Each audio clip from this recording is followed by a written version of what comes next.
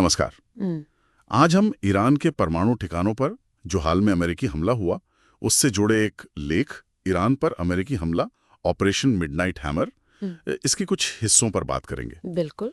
कोशिश ये रहेगी कि इस पूरी घटना की खास बातें और इसके पीछे की जो कहानी है उसे थोड़ा समझें। और ये समझना जरूरी भी है क्योंकि देखिए, इस ऑपरेशन को अमेरिकी इतिहास का अब तक का सबसे बड़ा B-2 बॉम्बर हमला कहा जा रहा है। सबसे बड़ा B-2 हमला? हाँ, इसे कोड नेम दिया गया था ऑपरेशन मिडनाइट हैमर और ये हुआ 22 जून 2025 की सुबह। तो इतने बड़े हमले में निशाने पर कौन सी जगह थी? लेख के हिसाब से देखें तो मुख्य तौर पर 3 ईरानी परमाणु स्थल थे, फोर्दो, नतांज और इस्फहान। Fordow, Natanz, Isfahan. ठीक है। हाँ। और इनमें भी जो खास निशाना था वो फोर्दो था। फोर्दो, ये वही है जो काफी मशहूर है कि पहाड़ के नीचे बहुत गहराई में बना है। जी हाँ, बिल्कुल।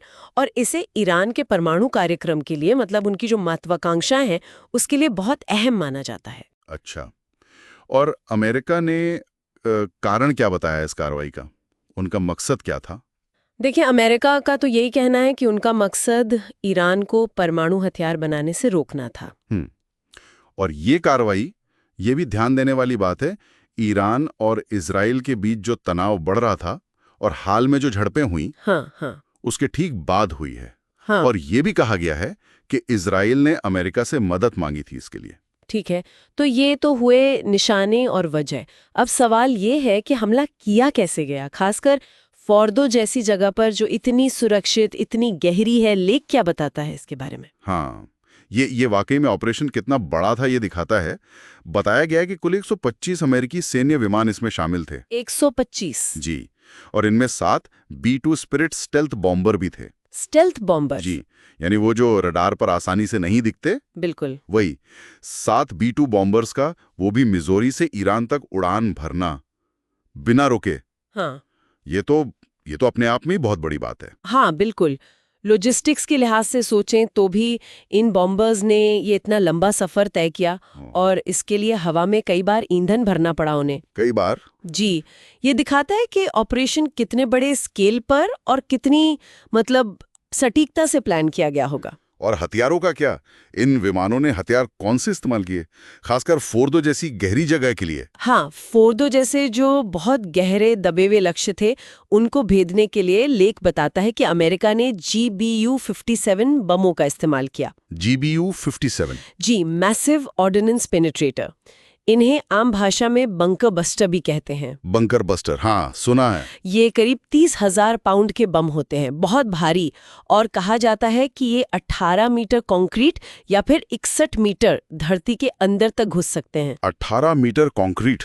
बाप रे। हाँ, और हर निशाने पर, मतलब फोर्दो पर, ऐसे 2 बम गिराए गए। 2 बम? जी, और इसके अलावा एक अमेरिकी पनडुब्बी से भी जो आसपास के सहायक ठिकाने थे, उन पर टोमाहॉक क्रूज मिसाइलें भी दागी गई। तो इतना सब कुछ हुआ, जाहिर है नुकसान भी हुआ होगा।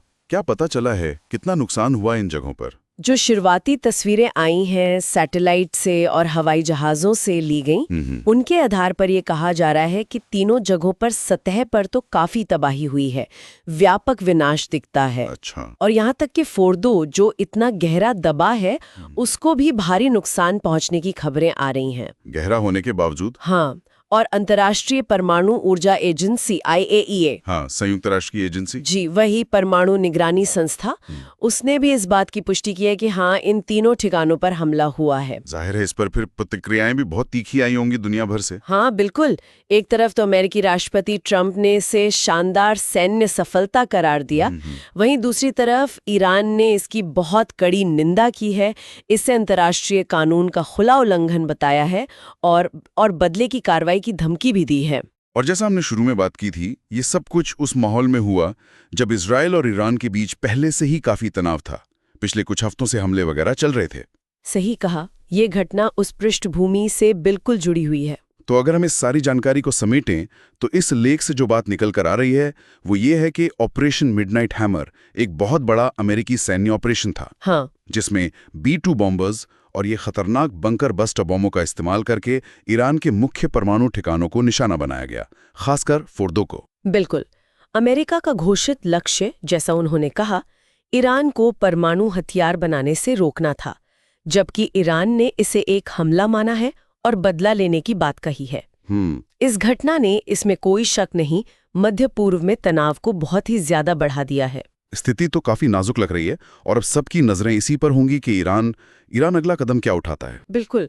और अगर हम थोड़ा दूर से देखें, बड़े परिप्रेक्ष्य में, तो ये घटना मध्य पूर्व की जो राजनीति है, जो सुरक्षा की स्थिति है, उसमें एक अहम मोड़ साबित हो सकती है। हाँ। जिसके असर शायद काफी दूर तक और काफी देर तक महसूस किए जाएं। और जाते जाते एक सवाल शायद पूछने के लिए छोड़ जाते हैं हम सब, कि इस तरह की जो सैन्य कार्रवाई होती है, उसका इस क्षेत्र की स्थिरता पर और दुनिया भर में जो परमाणु हथियारों को फैलने से रोकने की कोशिशें, उन पर आखिर क्या असर पड़ेगा? ये सोचने वाली बात है।